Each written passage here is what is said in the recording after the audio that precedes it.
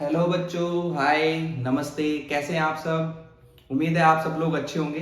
मैं मोनू शर्मा फिर से आपके सामने एक नए चैप्टर को लेकर के आया हूं जिसका नाम है स्टेट्स ऑफ मैटर।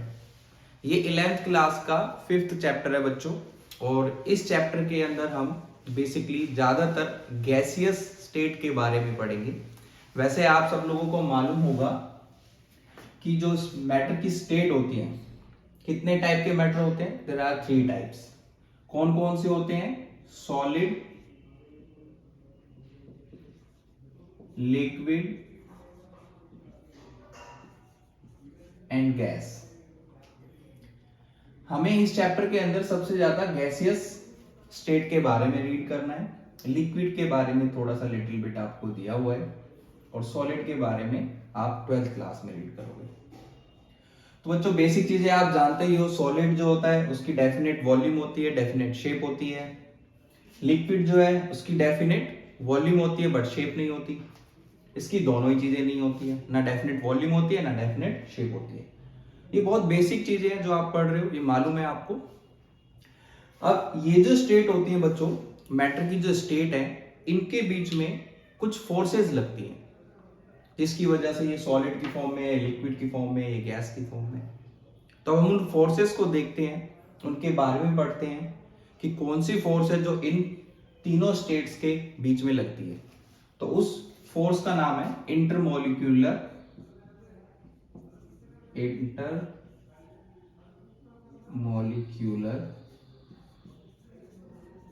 फोर्सेस। बच्चों, ये फोर्सेस कौन सी फोर्सेस होती हैं? तो सबसे पहले तो इसको डिफाइन कर लेते हैं हम। Intermolecular forces are attractive and repulsive forces between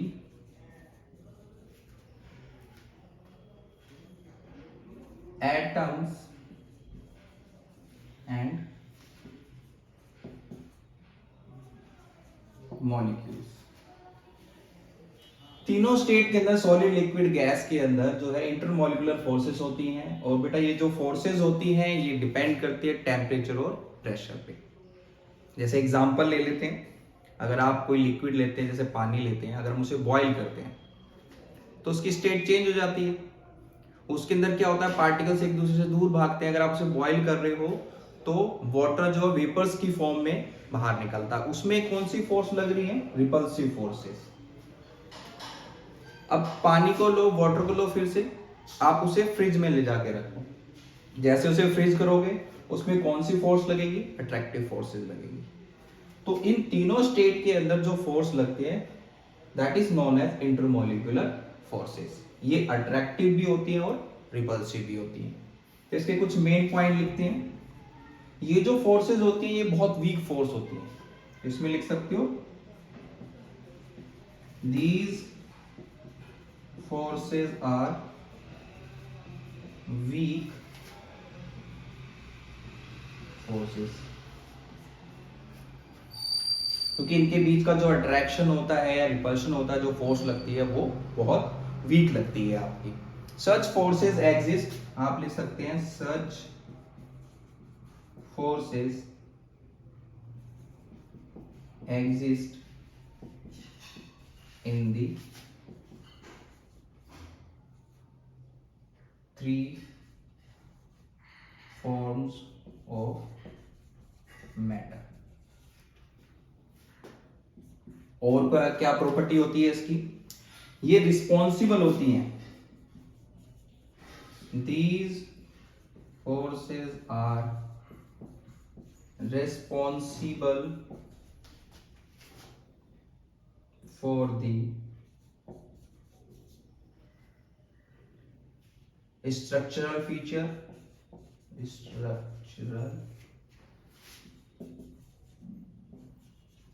features and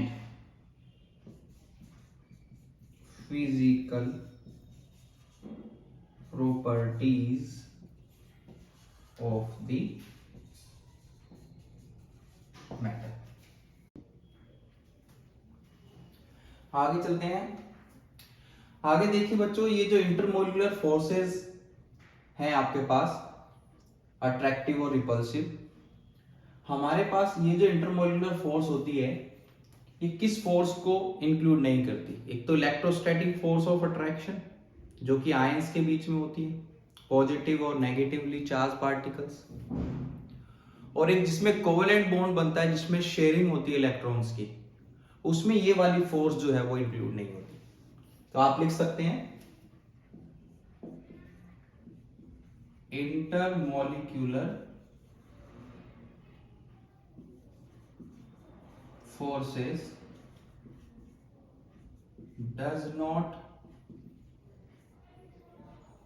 include first electrostatic force of attraction between two oppositely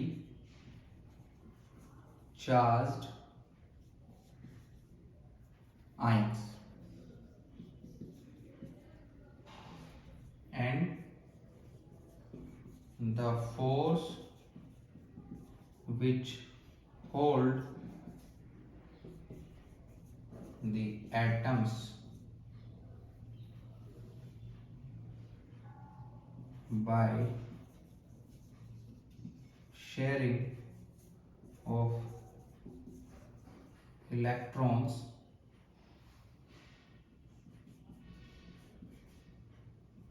known as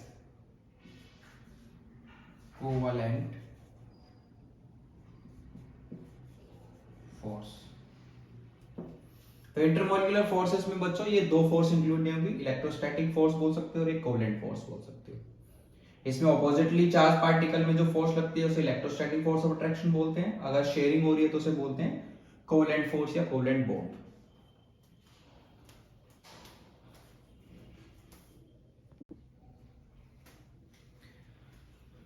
अब बच्चों आपके पास जो अट्रैक्टिव फोर्सेस होती हैं उसे हम वैन डर वाल्स फोर्सेस के नाम से भी जानते हैं। तो वैन डर वाल्स फोर्सेस कौन सी होती हैं? Van der Waals forces. तो जो इंटरमोलिकुलर फोर्सेस हैं बच्चों उसमें अट्रैक्टिव और रिपल्सिव हैं। तो जो अट्रैक्टिव फोर्सेस होती हैं उन्हें हम वैन डर वाल्स फोर्सेस भी बोलते हैं। तो the attractive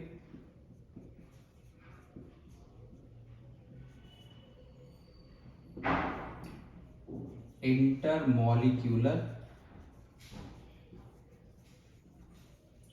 forces are known as van der Waals forces।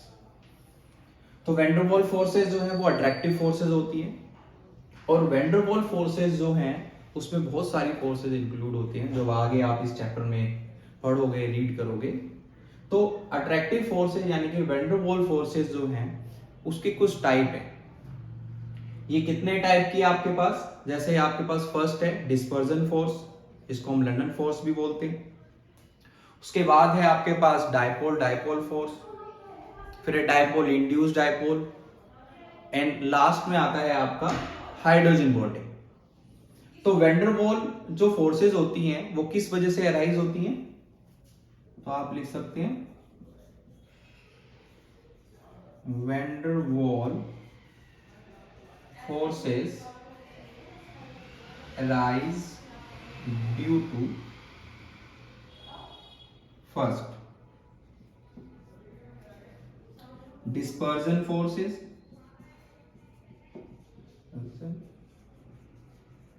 और लंदन फोर्सेस। इनको आप डिटेल में वन बाय वन रीड करेंगे, देखेंगे इनको। तो पहले देख लीजिए कितने टाइप की होती है वैन डर वाल्स फोर्सेस, किस वजह से राइज होती है। तो dispersion forces London forces, second one is dipole dipole forces. Third one is dipole induced dipole forces, and last one is hydrogen bonding. अब बच्चों इनको डिटेल में देखते हैं वन बाय वन, इसे आप नोट कर लीजिए.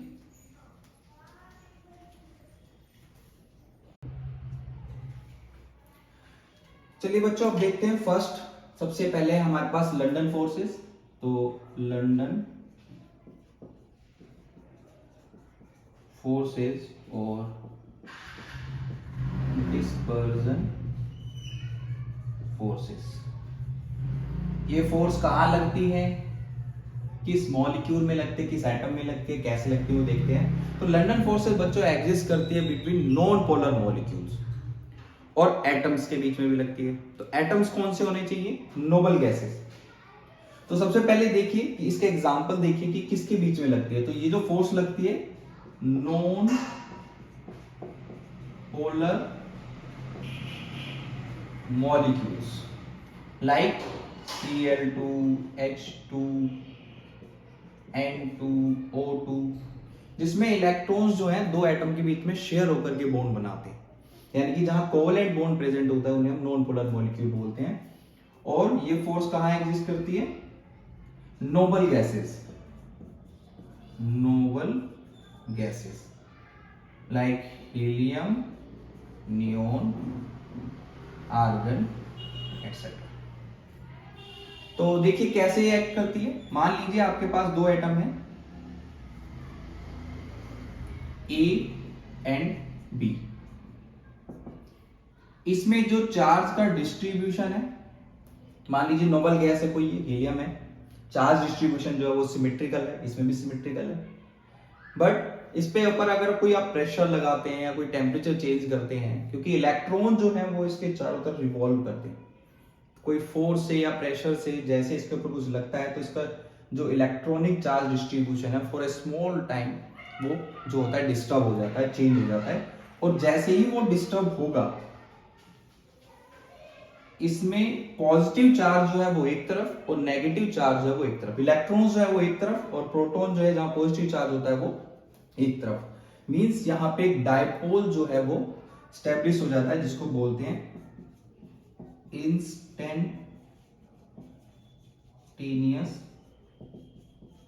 डायपोल. डायपोल का मतलब है बच्चों, ये डायपोल का साइन है, यहां पे नेगेटिव चार्ज, ये साइन जो है डेल्टा का है और ये है डेल्टा पॉजिटिव. डायपोल मींस दो पोल, पॉजिटिव और नेगेटिव. जब इनका इलेक्ट्रॉनिक चार्ज डिस्ट्रीब्यूशन डिस्टर्ब होता है तो एक साइड पॉजिटिव चार्ज होता है और एक साइड आपका नेगेटिव चार्ज डेवलप हो जाता है, इसको बोलते हैं डायपोल. और ये जो चार्ज होता है ये पार्शियल चार्ज होता है बच्चों.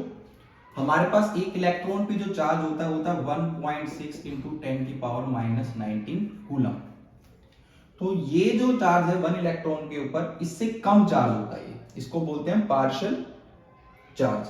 तो जैसे ये डेवलप हुआ इंस्टेंटेनियस डायपोल इसमें बना, इसके कांटेक्ट में जो दूसरा एटम होगा ऑटोमेटिकली इसका डायपोल भी उसमें इंड्यूस हो जाएगा. यानी कि इसका भी इलेक्ट्रॉनिक चार्ज डिस्ट्रीब्यूशन जो है वो डिस्टर्ब हो जाएगा. एक साइड पॉजिटिव चार्ज और एक साइड आप नेगेटिव, यानी कि यहां पे भी डायपोल आपका जो है वो आ जाएगा. और इस डायपोल को बोलेंगे induce dipole. Induce dipole. Induce का मतलब है कि बच्चों इसकी वजह से इसके चार्ज क्लाउड में जब डिस्टर्बेंस हुई तो जैसे इसमें डायपोल डेवलप हुआ था ऐसे ही इसमें भी हुआ. और इसके बीच में जहां पर पॉजिटिव और नेगेटिव चार्ज होता है एक अट्रैक्टिव फोर्स इसमें लग जाती है जिसको हम नाम देते हैं लंदन फोर्सेस और डिस्पर्जन फोर्सेस. तो बच्चों जो फोर्स लगी लंदन फोर्स हमारे पास वो बिटवीन कहां पे लगती है. एग्जांपल आप देखिए यहां पर Cl2, H2, N2, O2 यानी नॉन पोलर मॉलिक्यूल और नोबल गैसेस में. तो इसके बारे में देखिए लिखते हैं कुछ. These forces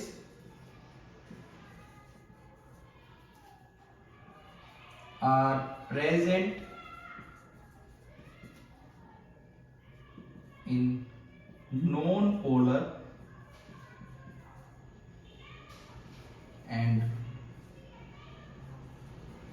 atoms, आप इसको लिखिए non polar molecules and atoms, bracket में लिख दीजिए noble gases.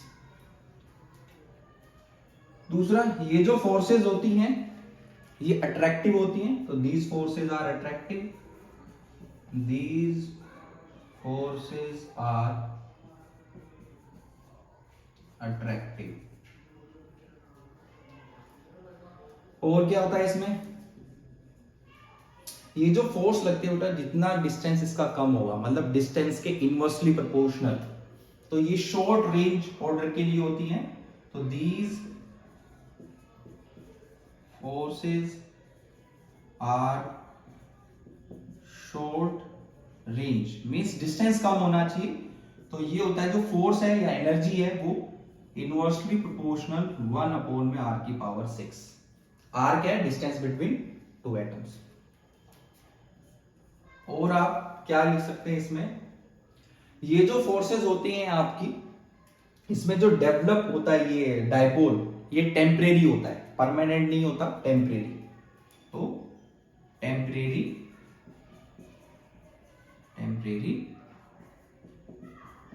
Dipole,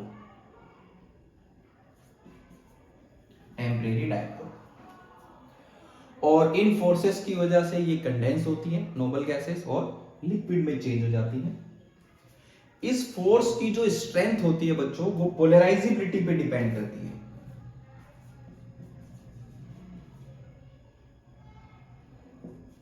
strength of the London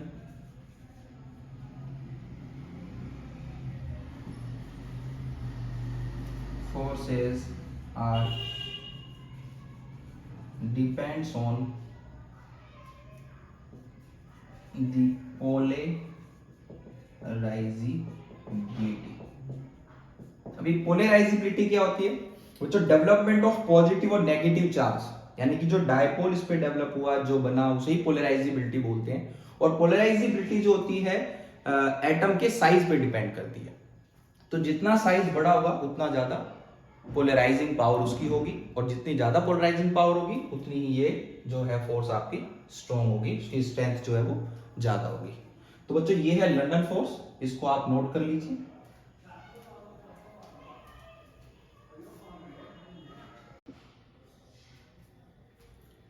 चलिए अब नेक्स्ट फोर्स देखते हैं बच्चों। नेक्स्ट फोर्स है आपके पास डायपोल फोर्सेस। जैसे कि इसके नाम से ही आपको मालूम चल रहा है, डायपोल मींस दो पोल। कौन कौन से, पॉजिटिव एंड नेगेटिव। तो जहां ऑलरेडी परमानेंट डायपोल होता है, यानी कि किस में होता है, वो होता है पोलर मॉलिक्यूल्स में। तो आपके पास ये जो फोर्स एग्जिस्ट करती है, ये करती है पोलर मॉलिक्यूल्स में। तो these forces are present in polar molecules।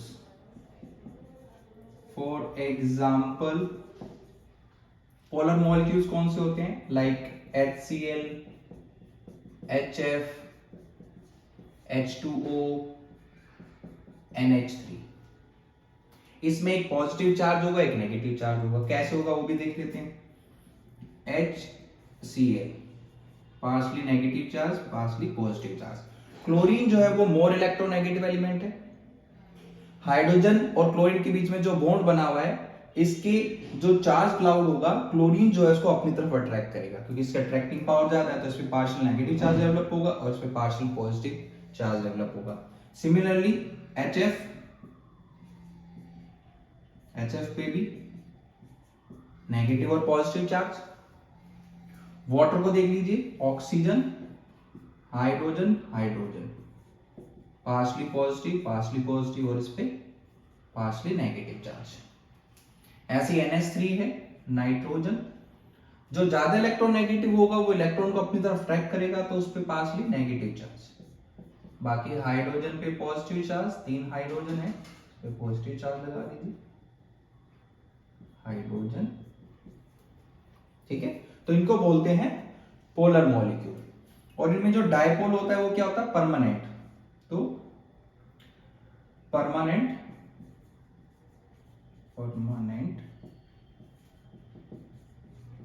Dipole is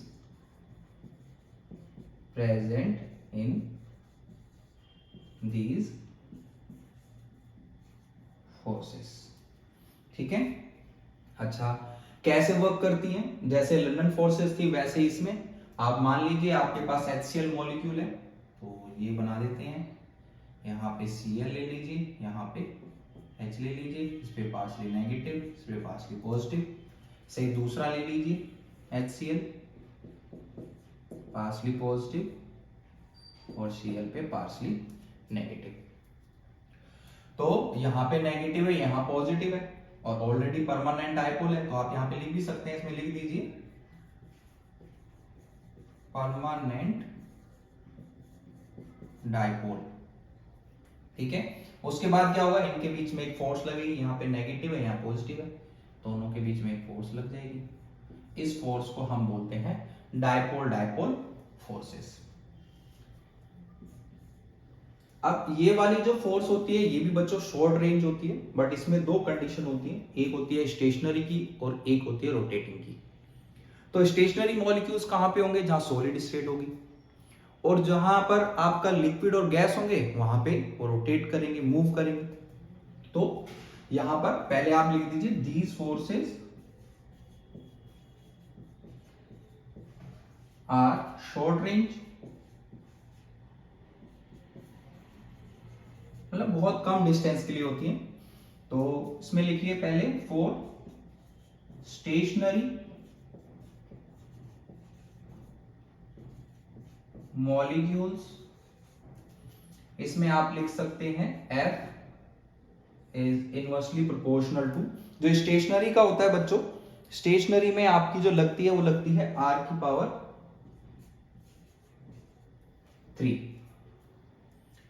और जो रोटेटिंग होते हैं फॉर रोटेटिंग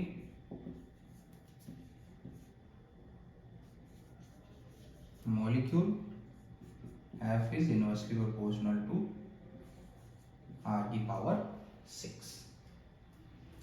वैसे तो ये फोर्सेस जो होती हैं आपकी, इसमें परमानेंट डायपोल होता है, और जो पहले लंदन फोर्स करी थी उसमें टेम्परेरी डायपोल होता है। और ये वाली फोर्सेस जो होती है लंदन फोर्स से थोड़ी सी स्ट्रॉन्ग होती हैं, तो आप इसमें लिख सकते हो these forces are stronger as compared to London forces। इसे आप नोट कर लीजिए।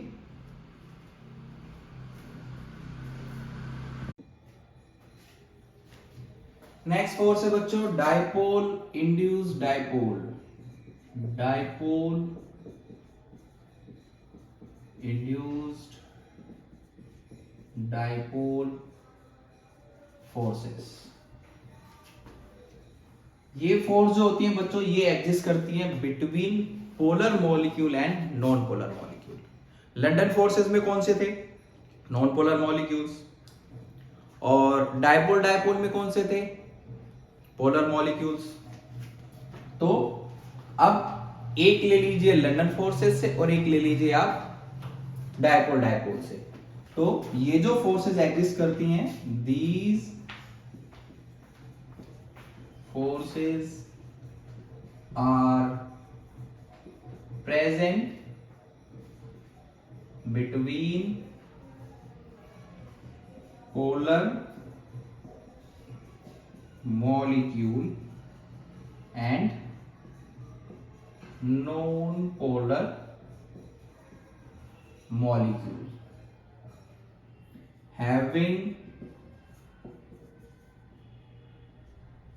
permanent डाइपोल किसका परमानेंट होगा? पोलर मॉलिक्यूल का।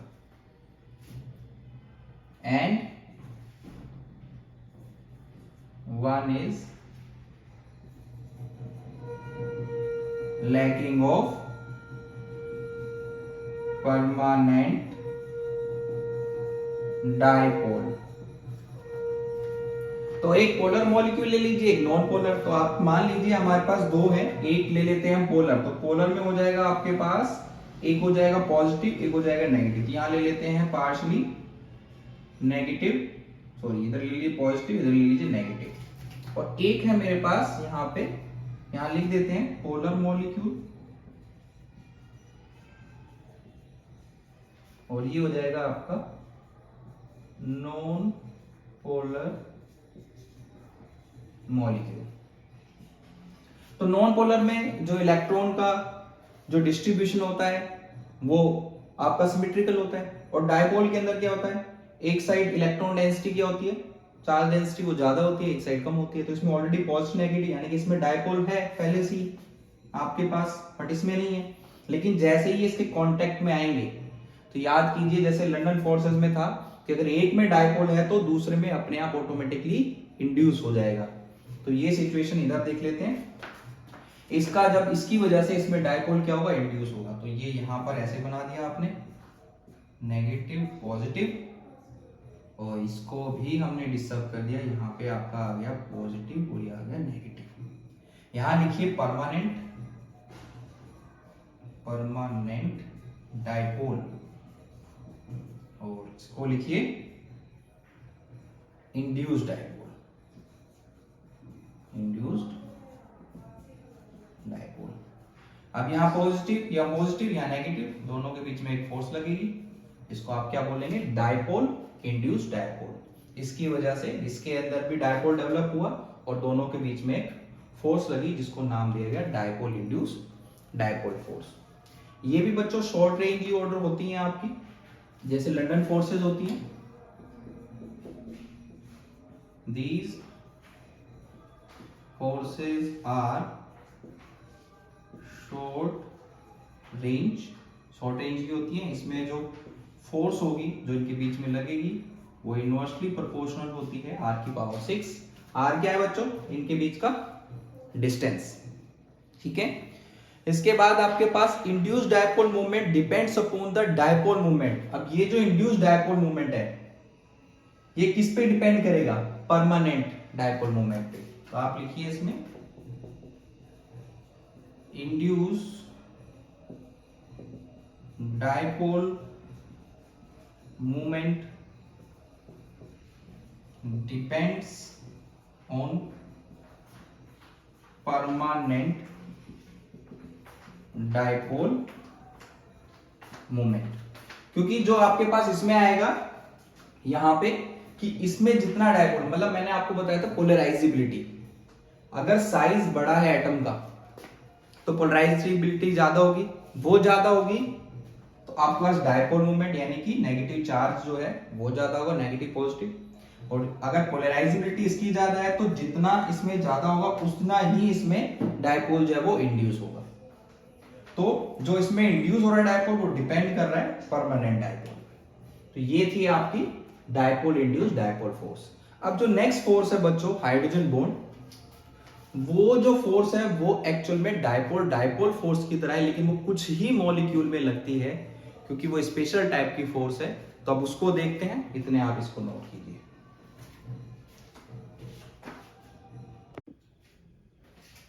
चलिए बच्चों अब देखते हैं लास्ट अपना हाइड्रोजन बॉन्ड।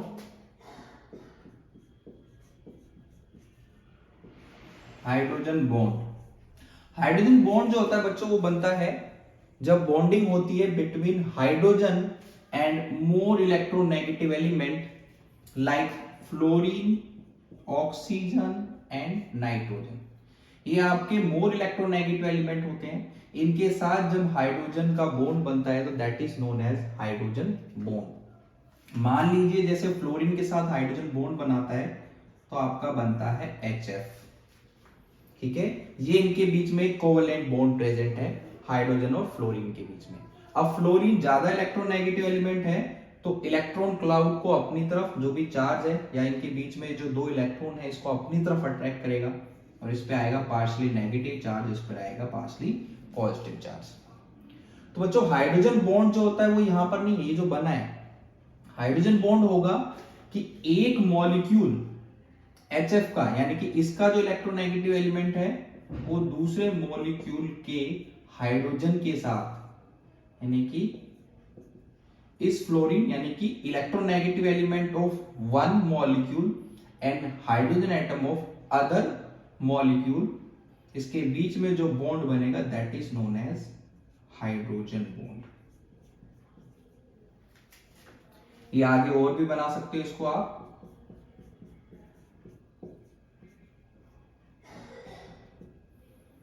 और ये देखिए ये आपके पास हाइड्रोजन बॉन्ड है और ये जो आपने डैश लाइन ये जो खींची है this is covalent bond, covalent bond between hydrogen and fluorine. तो हाइड्रोजन बॉन्ड जो होता है इस कोवेलेंट बॉन्ड से वीक होता है। आप यहां लिख सकते हैं hydrogen bond is weaker then covalent bond. तो हमारे पास हाइड्रोजन बॉन्ड के अंदर और भी अदर एग्जांपल हैं। तो एग्जांपल अगर देखें तो HF के बीच में बनता है H2O water molecule and NH3। ये जो बॉन्ड होता है नाइट्रोजन, फ्लोरीन और ऑक्सीजन तक ही लिमिटेड रहता है। तो hydrogen bond is limited to the fluorine, oxygen and nitrogen, but sometime chlorine भी इस कैटेगरी में आता है। तो आप लिख सकते हैं hydrogen bond is limited to the fluorine, oxygen, nitrogen, but in some cases chlorine is also formed hydrogen bond. ठीक है, ये जो होता है आपका स्पेशल टाइप का डायपोल डायपोल इंटरेक्शन होता है। देखिए डायपोल है, यहाँ पे दो पोल है, एक पॉजिटिव एक नेगेटिव, एक पॉजिटिव एक नेगेटिव। ठीक है, तो आप यहां पे लिख सकते हैं it is a special type of dipole dipole interaction. ठीक है, इसके बाद और भी आप इसमें बहुत सारे पॉइंट लिख सकते हो। और क्या लिख सकते हैं, इसकी डेफिनेशन लिख दो। हाइड्रोजन बॉन्ड क्या लिखेंगे, it is defined as, it is defined as the attractive forces, the attractive forces which binds hydrogen atom, which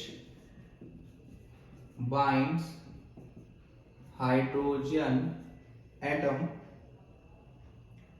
of one molecule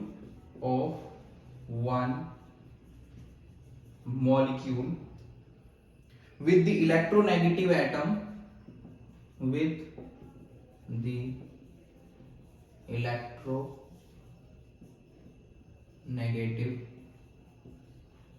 atom, bracket में आप लिख दीजिए fluorine, oxygen, nitrogen, of another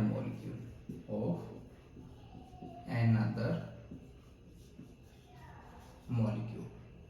तो इसको आप इस तरीके से लिखिए। इसकी डेफिनेशन हो गई है, it is defined as the attractive forces which binds hydrogen atom of one molecule.